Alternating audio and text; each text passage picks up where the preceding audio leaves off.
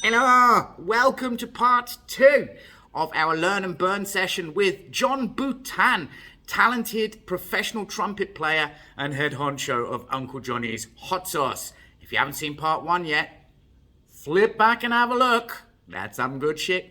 Enjoy.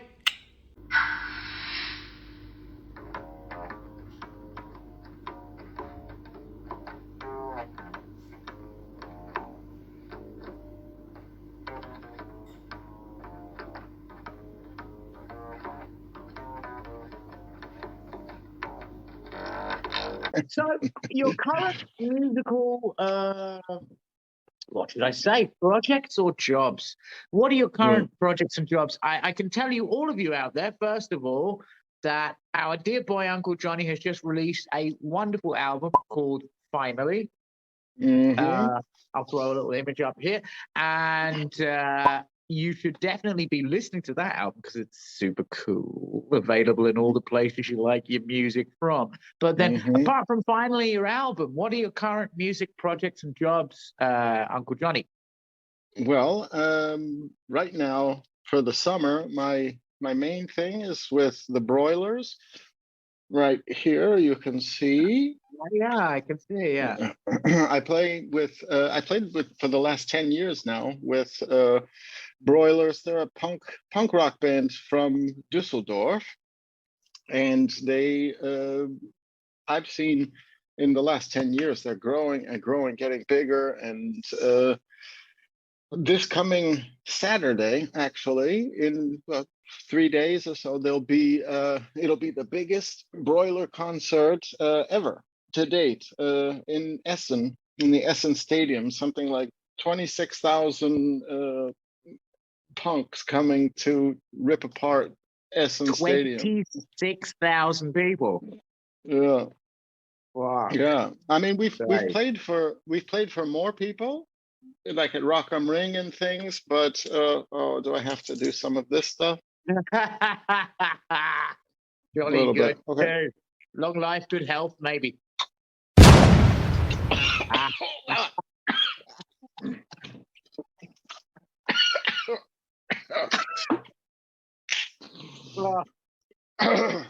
So it sounds to me like, from what you said, unpaid gigging is not the way to start a career for a professional musician, or is it?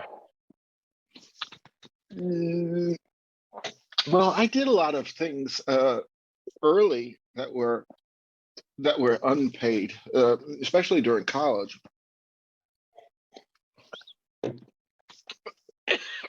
But at this point, I don't do much that's unpaid unless it's for a good friend or helping out someone, or I owe a favor. Fuck. So you'd say that the bots out there who are watching, the way for them to begin into their paid musician career is not necessarily unpaid gigging. That's what you're saying, huh? No, it's going to sound stupid, but it's practice and networking.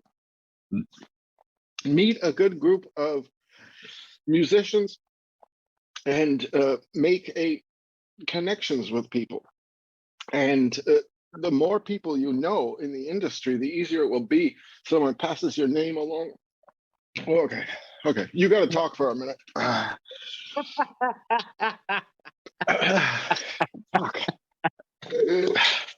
The Hindenburg disaster is in your mouth. Huh? It's all right. I'll also have a drink. My mouth is fucking burning as well. Is it good protocol, John, to have? I often wonder about this. I started my life in the performing arts and was predominantly focused on acting and stand-up comedy. And one of the things that our teachers told us was, don't have a plan B. They said that will fuck up your motivation for moving forward. So don't get yourself a secondary profession. Would you say the same thing to aspiring musicians?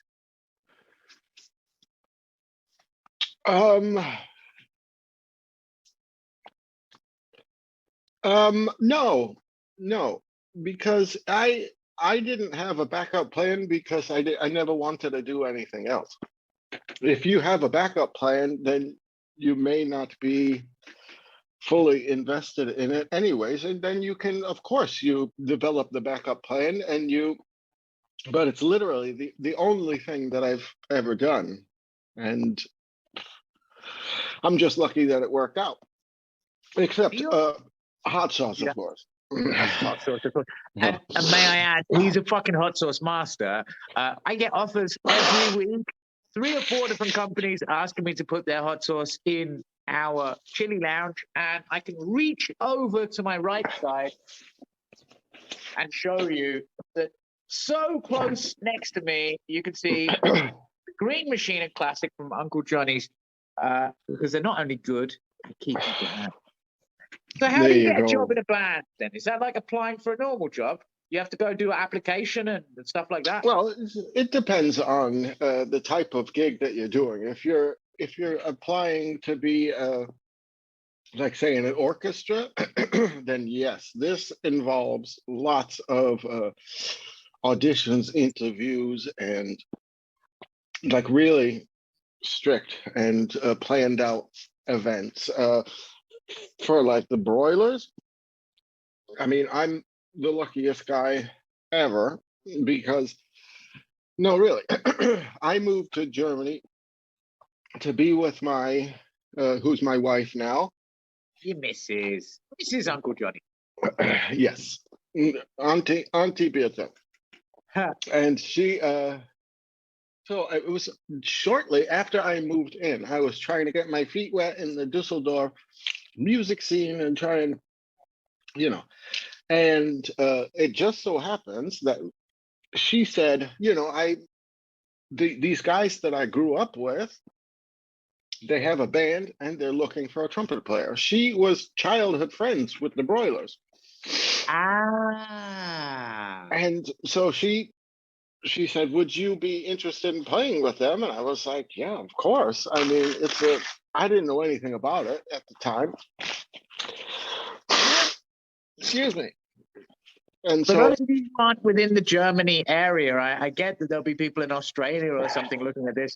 The Broilers is really a very well-known band in Germany. It's a band which I would say all of my German friends know. So that puts it in a context for you. And that's how much luck that boy above me had. yeah. And so for that job, the audition was just to go meet in a bar and talk and drink. And so it can be much different depending on the type of gig that you're trying to get. Well, John, I mean, if there's a bod watching this, a nice youngster who wants to try and move into professional musicianry, that's not a word, is it? Professional musicianism. Musicianing. In professional musicianing as a lifestyle job type thing. What would you tell them to do? What would be the top tips of Uncle Johnny? Apart from be lucky, of course. Yes, apart from be lucky. Well, one thing is to be versatile with what you do. Be able to play as many styles and different things as you can. If I just stuck. If I just stuck with the classical and didn't start playing a bit of jazz and then rock, and then I wouldn't have gotten the opportunities to do things. So this is one thing. Another thing is to not be snobbish when it comes to music, because a lot of people, they will look down their nose at certain types of music. Say if you're a jazz player, then you're above playing punk rock. You know, some people, they wouldn't take a job, say, with the Broilers because they think they're, you know, too good for it or something. You leave your egos out of it. Yeah.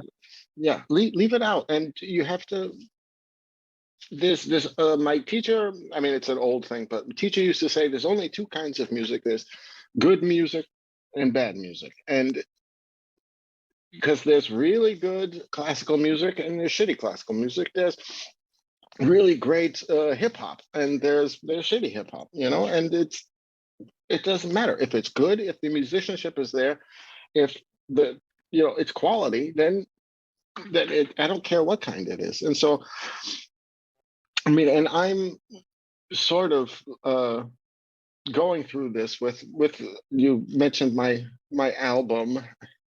I mean, I really like it, but I get a lot of criticism about it because it doesn't fit into a box. It's not pop music. It's not jazz music. It's not rock. It's sort of this strange kind of, but I don't know. It's my music, and but this is it's funny because this is what some people love about it.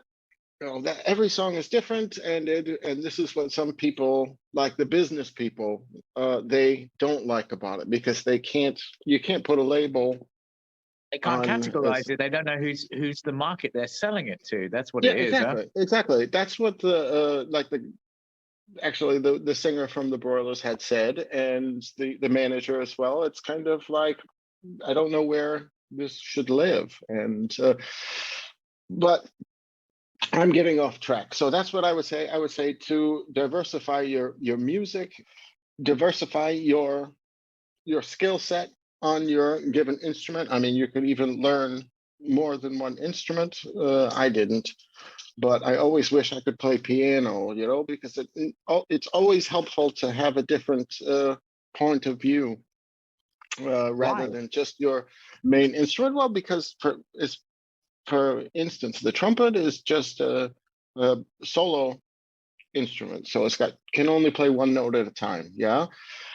When you're playing piano, you have to visualize it like chords, and this really opens up the your whole conception of music, and it's really much different. So I'd say this, and also don't be a snob with what kind of music I mean, it's okay to have preferences and but don't look down on other kinds of music, and because you never know, these people that you're looking down on could be trying or won't give you a job one day. Tune in next week for the third and final part of Uncle Jonny and his musical journey. See you there.